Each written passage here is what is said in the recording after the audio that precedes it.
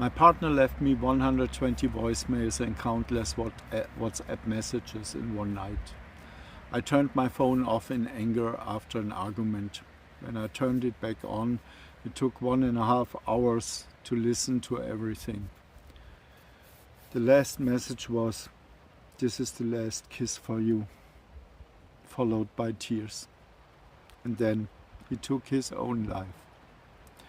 That's why today I want to talk about the damage your silence does and why it can kill, and how the accusatory silence of this death drives me through life and destroys me bit by bit when silence is used as a weapon against me.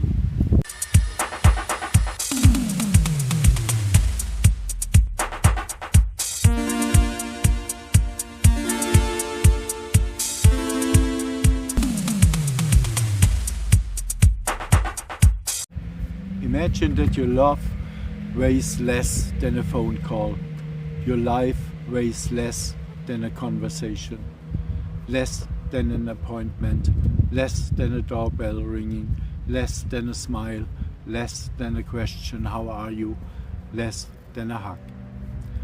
This is exactly what happens every day when we overlook people, deliberately devalue, belittle, humiliate, and ignore them. And every time a piece of humanity dies with them. When we devalue people, we pay the price with our own souls. When a person becomes less valuable in our eyes than a mere event, a word, a phone call, a task, then that's not just a moral impoverishment, it's a seismic rupture in our shared reality. We don't just lose the other person, we lose the ability to see ourselves in the mirror of the other.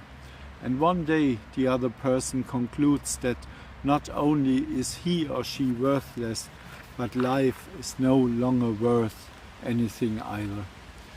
This is how many suicides begin. When I take away the other person's value, something quite happens at first. There's no glance. A question isn't asked. Personal conversations become fewer and poorer. The phone rings less and less often. We become accustomed to the absence of response. Small ignorances accumulate like drops falling on stone until the stone becomes porous. Psychological, this is called dehumanization, the process of denying people their humanity, not with one major act, but with 1,000 small snatches. It begins with words like, "It's annoying, it's pointless, it's unimportant." Words that administer cold like pills, ineffective against pain. It begins with statements about not having time while taking that time and spending it with friends over countless drinks. When we deny someone their worth, it activates mechanisms meant to protect us and simultaneously destroy us. Moral distance arises. We justify indifference. Our compassion is rational. First of those closest to us, then for others, and finally for no one. Cognitive dissonance, which describes the inner state of tension that arises when a person holds two or more contradictory thoughts, beliefs, values, or behaviors simultaneously, is revolved by reinterpreting reality in such a way that it doesn't accuse us as the perpetrators. It's his own fault. She wanted it that way. Blame is redirected. Responsibility slowly dissolves. Psychologically calls this moral disengagement, a mechanism that shuts down compassion so we can carry on calmly and saying "I love you" and doing completely different things. For the person being devalued, the effect is devastating and systemic. Human worth is not an abstract dignity that exists only in laws. It is a daily network of mirrors, affirmations and encounters. If these affirmations are removed, identity begins to crumble. People ask questions like, am I visible? Am I important? Get I in touch? Why don't you call? Despair can lead to various reactions: withdrawal, aggression, self-abasement, or resigned conformity. Psychologists speak of learned hopelessness, the feeling that influence and voice make no difference.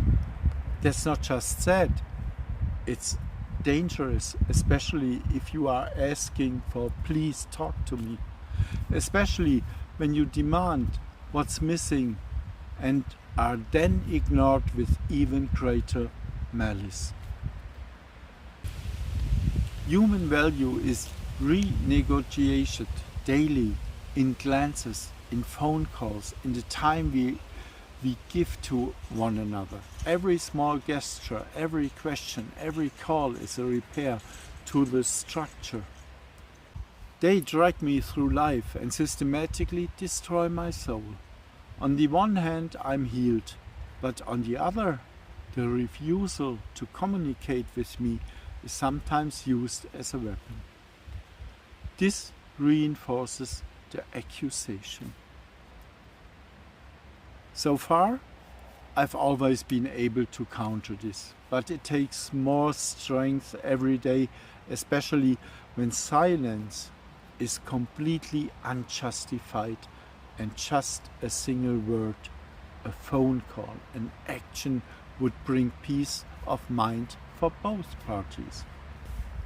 Someone who hasn't experienced it can't imagine the hell that opens up.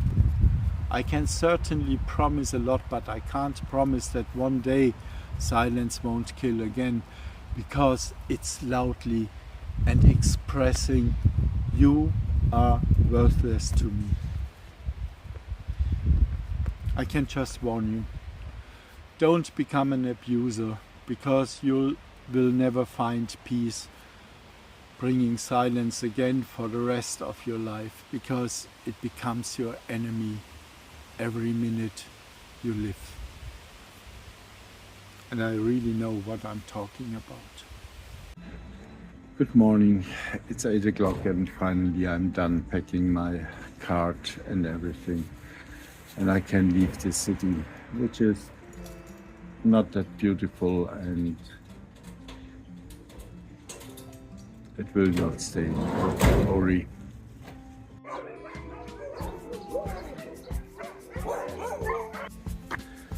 Yeah, we already hiked our almost 22 kilometers. It's really time for searching a place, what we are doing. But on the left, it's going down. On the right, the hills. It's going up.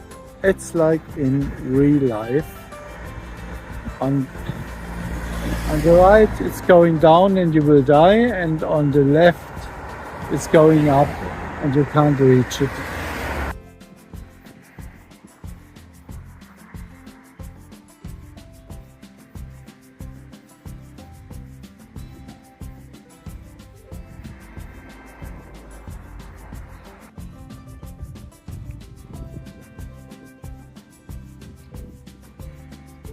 There is a sign of a tent, and I really pray for that there is a place where I can spend the night. I'm really exhausted, especially in my head. Sometimes the universe is good to me. Have a look, what a nice place. Thank you so much.